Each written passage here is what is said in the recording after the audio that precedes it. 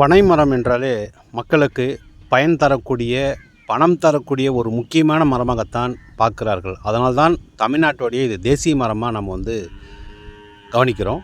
அது மட்டும் இல்லாமல் இந்த பனைமரங்களில் கிடைக்கின்ற நன்மைகள் பார்த்திங்கன்னா எக்கச்சக்கமான நன்மைகள் இருக்குது. இதில் இருக்கிற நீங்கள் உணவுகளை சாப்பிட்டீங்க அப்படின்னா உங்கள் உடம்புல இருக்கிற 98 விதமான நோய்கள் குணமாகுது அப்படின்னு இந்த மரத்தில் சொல்கிறாங்க. இதில் என்னென்ன வகையான ஊட்டச்சத்து மிக்க உணவுகள் இருக்குதுன்னு பார்த்தீங்கன்னா, முக்கியமாக பார்த்தீங்கன்னா கருப்பட்டி. 2வது வெயில் காலங்களில் பார்த்தீங்கன்னா நுங்குன்னு சொல்லுவாங்க இல்லைங்களா, நுங்கு. இதில் இருக்கிற தண்ணீரை மேலே தேய்ச்சிங்க அப்படின்னா குழந்தைங்கள பெரியவங்களாம் பார்த்திங்கன்னா மேலே நம்ம உடம்பு மேலே வரக்கூடிய நமைச்சல்னு சொல்லுவாங்க. மேலெலாம் பார்த்திங்கன்னா முட்டையாக இருக்கும். வெயிலில் சீக்கிரமாக சரியாயிடும்னு சொல்லுவாங்க.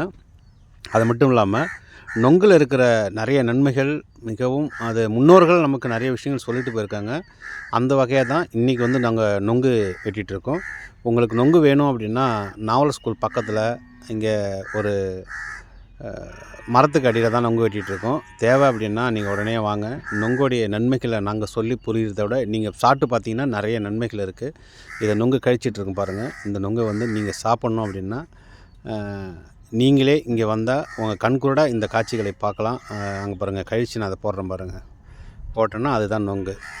இது சீவியும் சாப்பிட்லாம், இது கழிச்சும் சாப்பிட்லாம். ஒவ்வொரு மாநிலத்திலும் ஒவ்வொரு விதமாக நொங்கை கழிப்பாங்க.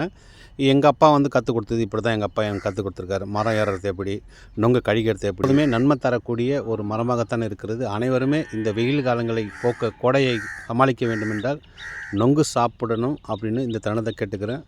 இயற்கை மற்றும் விலங்குகள் நல ஆர்வலர் புதுவை சரவணன். நன்றி, வணக்கம்.